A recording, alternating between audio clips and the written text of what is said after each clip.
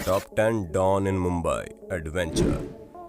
दोस्तों, मुंबई में दो तरह की दुनिया बड़ी मशहूर है, एक ग्लैमर और एक चकाचौंध से भरी दुनिया, जहां पर आपको एक्टर और एक्ट्रेस कभी फोटो खिंचवाते तो कभी पार्टी में नाच गाना करते हुए मिल जाएंगे। लेकिन इसके अलावा भी एक दुनिया है जो खौफ से भरी हुई है, क्योंकि मुंबई में ही आपको देश के सभी अंडरवर्ल्ड डॉन देखने को मिलेंगे, जहां ये मुंबई की ऊंची ऊंची इमारतों में रहकर पूरे देश में अपने गोरख धंधे चलाते हैं।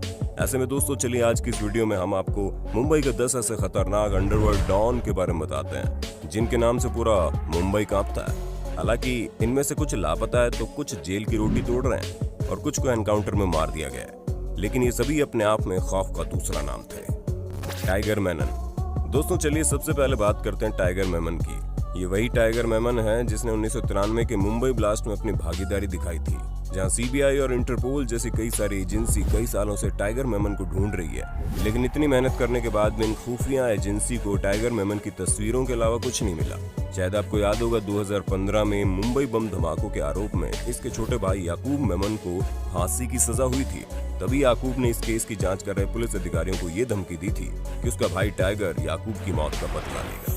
जी हाँ, ये ठीक उसी तरह था जिस तरह फिल्मों में लोग अपने मरने पर मौत का बदला लेने वाले का नाम बता देते हैं। हालांकि खुफिया एजेंसी की माने तो इस समय टाइगर मेमन पाकिस्तान के कराची में रह रहा है, पर इसकी ऑफिशियल डिटेल्स अभी तक किसी के हाथ नहीं लगी है। छोटा राजन। अब आपको इस खतरनाक डॉन का नाम सुनकर भले ही थोड़ा अजीब लग रहा हो, लेकिन अपने नाम की तरह ये छोटे काम करने वालों में से नहीं है, क्योंकि ये वाकई में बहुत खतरनाक डॉन है।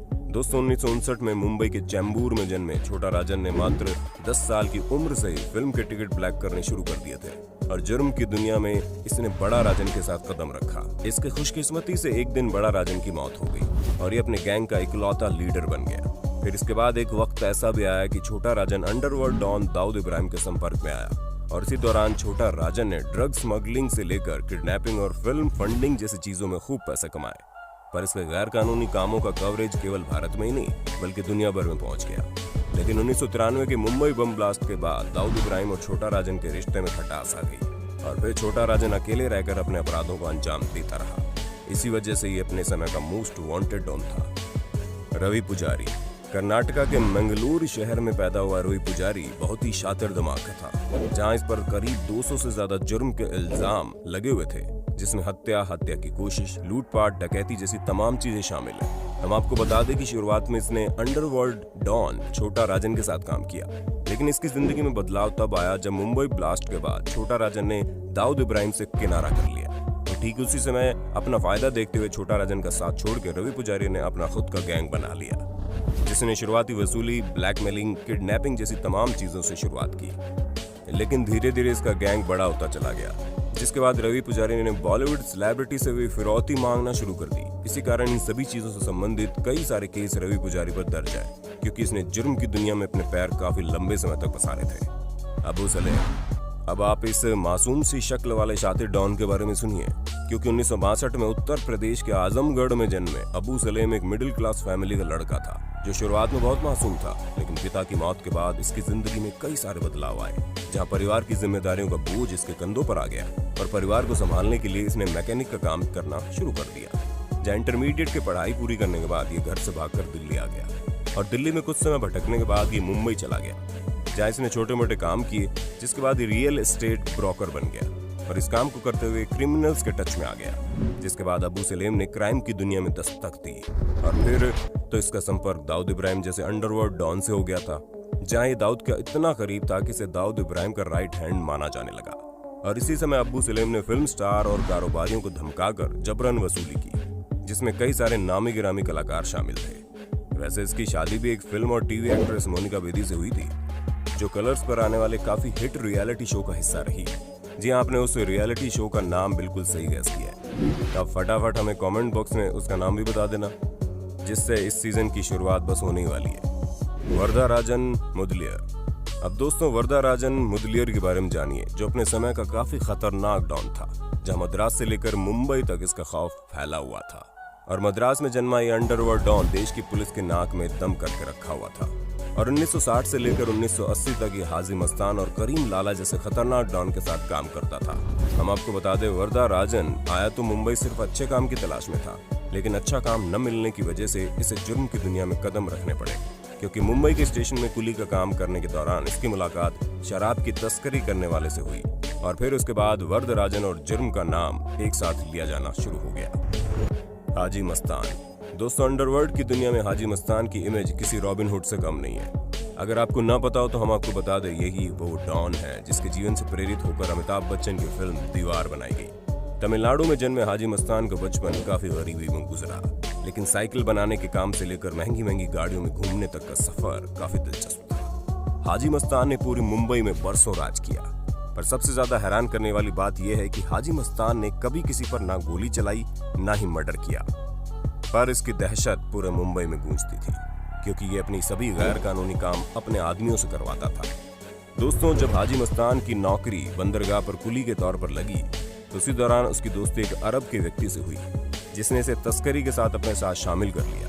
तभी से हाजी मस्तान ने जुर्म की दुनिया में अपना आतंक फैलाना शुरू कर दिया। करीम लाला। दोस्तों, करीम लाला का असली नाम अब्दुल करीम शेर खान था। इसकी पैदाइश 1911 में अफगानिस्तान में हुई। करीम लाला एक कारोबारी परिवार से ताल्लुक रखता था जिसकी ठीक ठाक कमाई हो जाती थी, लेकिन वो जिंदगी करीम लाला को रास नहीं आती थी। इसी वजह से ज्यादा दौलत कमाने के चक्कर में करीम लाला ने मुंबई का रुख कर लिया। मुंबई आने के बाद करीम लाला हीरे जेवरात का तस्कर बन चुका था, जहां 1940 आते आते करीम लाला तस्करी का बेताज बादशाह बन गया। साथ ही साथ उस समय करीम लाला ने मुंबई में जुए और दारू के अड्डे भी खोल लिए और पूरे मुंबई में करीम लाला का दबदबा बनने लगा। करीम लाला इतना ज्यादा फेमस था कि हाजी मस्तान खुद उन्हें असली डॉन कहकर बुलाता था। अरुण गवली। एक मामूली सी चाल से निकलकर मुंबई के तख्त पर राज करने वाले अरुण गवली ने वाकई में बहुत शातिर चाल खेली, जहां 1960 और 70 के दशक में जब मुंबई में करीम लाला, वरदराजन और हाजी मस्तान का सिक्का चलता था, तभी वक्त के साथ इन सभी गैंग के नाम बनते बिगड़ते रहे, जिसमें कुछ सियासी तख्त पर आ गए और कुछ मारे गए तो कुछ ने देश ही छोड़ दिया। उस समय मुंबई पर राज करने के लिए सिर्फ 2 ही शख्स मौजूद थे, एक अरुण गवली और दूसरा अमर नाइक, जिनके बीच मुंबई पर राज करने के लिए गैंग वॉर हुई। पर मुंबई पुलिस ने 1996 में अमर नाइक को ढेर कर दिया। तभी से मुंबई पर अरुण का राज चलने लगा। सफेद टोपी और सफेद कुर्ता पहनने वाले अरुण के गैंग में कई सारे लोग काम करते, जहां कई सारे व्यापारी अपने दुश्मनों को खत्म करने के लिए अरुण गवली की मदद लेते थे। ऐसे कई मामले थे जिसमें गवली ने पैसे लेकर हत्या और मारपीट जैसे जुर्म को अंजाम दिया और इनका आतंक इतना ज्यादा फैला था कि कई सारे लोग इन्हें सुपारी किंग के नाम से जानते थे। मन्या सुरवे। अब आप मन्या सुरवे के बारे में जानिए, जिसके ऊपर जॉन इब्राहिम स्टारर फिल्म भी बनाई जा चुकी है, जिनके बारे में कहा जाता है कि अगर ये एनकाउंटर में मारा ना जाता तो ये दाऊद इब्राहिम को भी खत्म कर देता। जहां मन्या सुरवे ने मुंबई की कीर्ति कॉलेज से बीए किया, पर इसने 1978 में एक आदमी की हत्या कर दी, जिसकी वजह से इसे उम्र कैद की सजा हुई। लेकिन बीमारी का बहाना बनाकर ये जेल से भाग निकला। जेल से भागने के बाद मन्या ने अपने खुद की गैंग बनाई और वहीं से मन्या सुरवे की जिंदगी में टर्निंग पॉइंट आ गया, जिसमें कई सारी डकैती, कत्ल और किडनैपिंग जैसी चीजों का अंजाम दिया गया। लेकिन एक दिन जब अपनी गर्लफ्रेंड से मिलने गया तो मन्या सुरवे को पुलिस एनकाउंटर में मार गिराया गया, जहां मन्या के एनकाउंटर की वजह उसी की गर्लफ्रेंड विद्या जोशी बनी। और मन्या सुरवे के एनकाउंटर को मुंबई का सबसे पहला एनकाउंटर माना जाता है और ये सभी चीजें आप जॉन इब्राहिम की film shoot out at Wadala में देख सकते हैं। दाऊद इब्राहिम। अब भारत के मोस्ट वांटेड गैंगस्टर के बारे में कौन नहीं जानता होगा, जहां मुंबई के एक पुलिस ऑफिसर का बेटा दाऊद इब्राहिम जुर्म की दुनिया का बेताज बादशाह बना। दोस्तों, बचपन में ही उसने कई सारे गैंग वॉर देखी थी। उसका असर उसकी जवानी पर पड़ा, जहां पर आगे चलकर वो करीम लाला के गैंग से जुड़ गया और फिर उसने अपने खुद की डी कंपनी चालू की और अपने सभी दुश्मनों का खात्मा करके आगे बढ़ता रहा। फिर इसने अपराध की दुनिया में कदम रखा, जिसमें मैच फिक्सिंग से लेकर फिल्मी हस्तियों को धमकाकर उनसे वसूली करना शुरू कर दिया।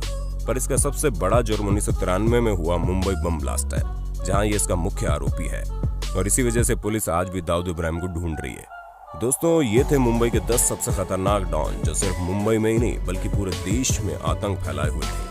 उम्मीद है आपको ये वीडियो काफी पसंद आया होगा। अगर हाँ तो इसके बारे में कमेंट करके जरूर बताना। साथ ही ऐसे ही इंटरेस्टिंग वीडियोस को लगातार देखने के लिए हमारे चैनल को लाइक, शेयर, सब्सक्राइब जरूर कर देना। धन्यवाद।